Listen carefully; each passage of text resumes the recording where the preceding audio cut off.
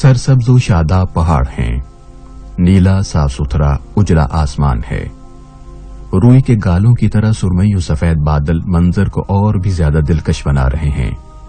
बल खाती नदी में रवां नीला पानी उछलता कूदता शोर मचाता अपनी मंजिल की जानिब रवां है। दरख्तों पे बैठे परिंदे सुरीली आवाजों में मोहब्बत, प्यार और अमन के गीत गा रहे हैं। कैसा खूबसूरत नजारा है, क्या खूबसूरत गांव है। उसी खूबसूरत गांव में नदी किनारे एक पहाड़ की बुलंदी पर एक छोटा सा खानदान आबाद है। खानदान का बुजुर्ग सुबह फजर की नमाज के बाद रोजाना कुरान करीम की तिलावत करता है। ये उसका बहुत पुराना मामूल है। खानदान का हर फर्द अपने बुजुर्ग के इस मामूल से आशना है, बल्कि यूं कहिए कि उस बूढ़े की तिलावत सुनकर ही सुबह सांस लेती है और सूरज की किरणें पूरे गांव पर रोशनी की चादर तान देती हैं। एक दिन हस्बे मामूल बूढ़े ने नमाज फजर के बाद कुरान करीम की तिलावत का आगाज किया तो उसका एक प्यारा सा पोता उसके करीब बैठ गया और बड़े गौर से अपने दादा को तकने लगा। बूढ़े ने जब देखा कि उसका नौउम्र पोता उसको हैरत से तक रहा है तो बूढ़े ने तिलावत रोककर बड़े प्यार से पोते से पूछा, बेटा क्या बात है, क्या देख रहे हो? पोते ने बड़ी मासूमियत से पूछा, दादा जान आप रोजाना सुबह उठकर ये क्या पढ़ते हैं?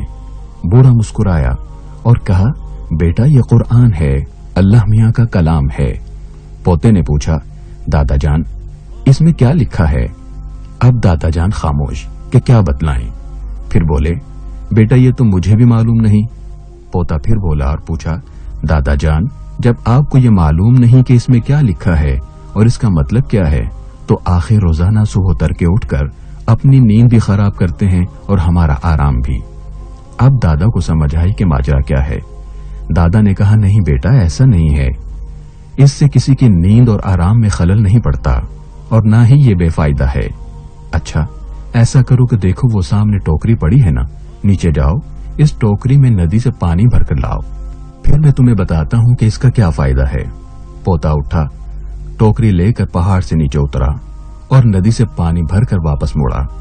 अभी कुछ ही दूर गया तो पानी टोकरी से बह गया। वो लड़का वापस नदी की जानिब गया, फिर टोकरी को नदी में डुबोया, फिर तेजी से वापस चला, मगर घर पहुंचने से पहले पानी फिर टोकरी से बह गया। लड़का थोड़ा सा झुंझलाया कि आखिर दादा ने उसे किस काम पे लगा दिया। बहरहाल बच्चा ताबेदार था। एक मर्तबा फिर नदी किनारे आया, टोकरी नदी में डुबोई और घर की जानिब दौड़ लगा दी। हांफता कांपता जब दादा के पास पहुंचा तो टोकरी फिर खाली। दादा पोते की हालत देखकर मुस्कुरा दिया और बोला, बेटा पानी कहाँ है? पोता बोला, दादा जान आपने मुझे किस काम में लगा दिया? मैंने बहुत कोशिश की कि टोकरी में पानी भर लाऊं, मगर जब भी टोकरी में पानी भरता पानी इसमें से बह जाता है। दादा फिर मुस्कुराया और बोला, अच्छा बेटा ये बताओ कि इस ला हासिल मेहनत और मुशक्कत का कुछ फायदा भी हुआ या नहीं? पोता हैरान परेशान दाएं बाएं देखने लगा। बिलाखिर जब उसकी नजर टोकरी पे पड़ी तो खुशी से चिल्ला उठा कि दादा जान ये कोयले रखने वाली टोकरी साफ हो गई। दादा फिर मुस्कुराया और बोला, बेटा देखो तुम्हें अपने सवाल का जवाब मिल गया।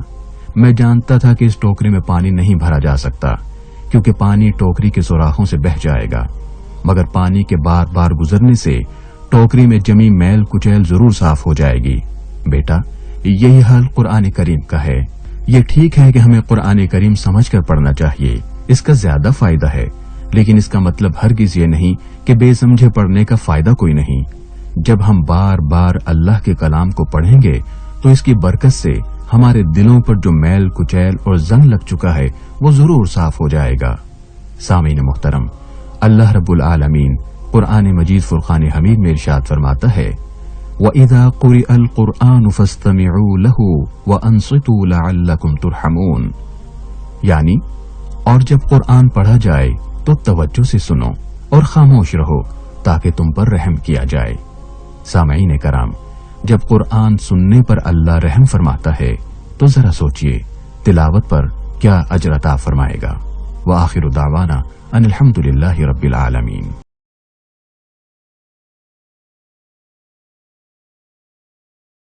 मैसेज टीवी की नशरियात देखने के लिए अपने केबल ऑपरेटर से कहकर मैसेज टीवी को अपनी केबल पर चलवाएं या सैटेलाइट डिश पर ट्यून इन करें। आपका अपना मैसेज टीवी।